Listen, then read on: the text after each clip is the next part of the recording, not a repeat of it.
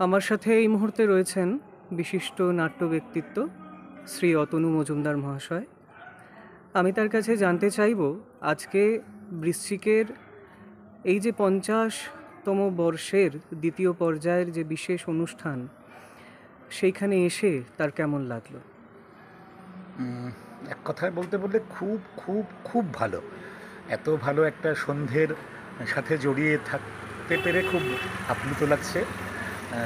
তাপসদার সাথে অনেক দিনের পরিচয়, তাপসদার ডাকে এলাম, এসে বাকি অনেকের সাথে আরও পরিচয় হলো, একটা সেতুবন্ধন হলো মৈত্রীর, এবং সব মিলিয়ে অনুষ্ঠানটা অপূর্ব, ভীষণ ভালো। আমারও গান গেয়ে খুব ভালো লেগেছে, খুব খুব ভালো, ভীষণ ভালো অভিজ্ঞতা।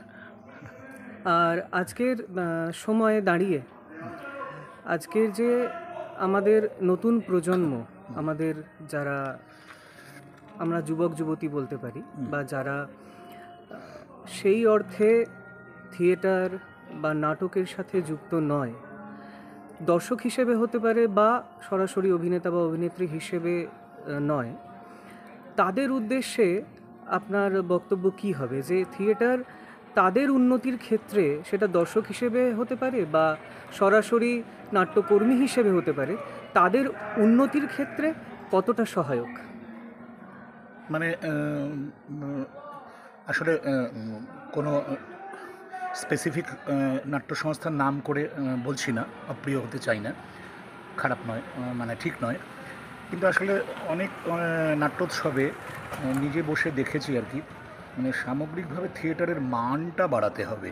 মানে প্রচুর উৎসবে দেখেছি আর কি, যে 5 দিন ধরে 3, 5, 15টা নাটক হচ্ছে, তার অনেক নাটকে বিষয়বস্তু বা অভিনয়ের কলাকুশল আবর্জনার স্তূপে ছুঁড়ে ফেলে দেওয়া যায়। মানে আমি একদম মানে এইভাবে বলছি বলে অন্যভাবে ভাবার প্রয়োজন নেই। মানে আমি বৃশ্চিকের খুন হওয়ার পর দেখে মুগ্ধ হয়ে গেছিলাম।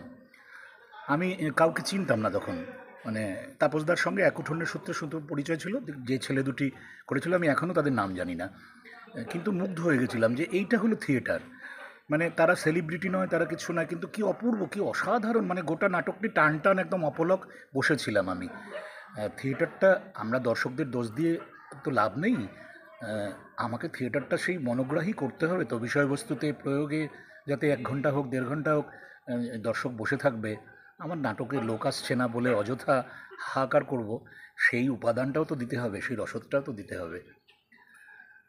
আর এই প্রজন্মের ছেলেমেয়েরা থিয়েটারে কম আসে, এটা যদি প্রশ্ন হয় তাহলে আমার একটা অন্য কথা আছে, সেটা হলো সর্বপ্রথম যেটা, যে রাজনৈতিক বাতাবরণটা খুব খারাপ হয়ে গেছে পশ্চিমবঙ্গের। আমরা যখন যুবক থিয়েটার শুরু করি তখন রাজনৈতিক প্রেক্ষাপটটা এতটা খারাপ ছিল না, এতটা দূষিত ছিল না।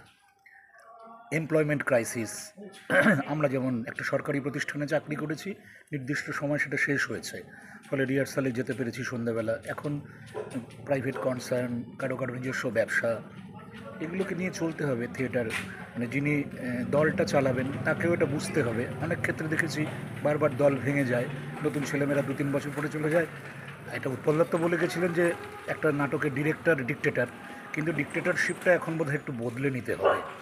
আমরা যখন শুরু করেছিলাম তখন যেভাবে ছিল এখন সেভাবে হওয়াটা উচিত নয়, তাতে আরও নতুন ছেলেমেয়েরা আকর্ষিত হবে থিয়েটারটা প্রতি আসতে। একদম বাবা বাছা করে পিঠে হাত বুলোতে বলছি না, কিন্তু যিনি দলটা চালনা করবেন তাকেও এই কথাটা ভাবতে হবে, নতুন ছেলে মেয়েদের আমার থিয়েটারে বা এই থিয়েটারে এই দলের প্রতি আকর্ষিত করতে হলে আমাকে কি কি ব্যবস্থা নিতে হবে।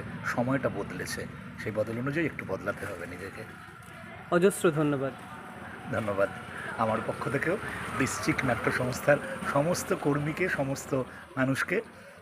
সবার সঙ্গে হয়তো সম্যক পরিচয় নেই, কিন্তু আজকের সন্ধ্যের পরে হয়তো একটা সেতুবন্ধন হলো আরও অনেকটা বেশি করে, যেটা তাপসদার সাথেই শুধুমাত্র ছিল।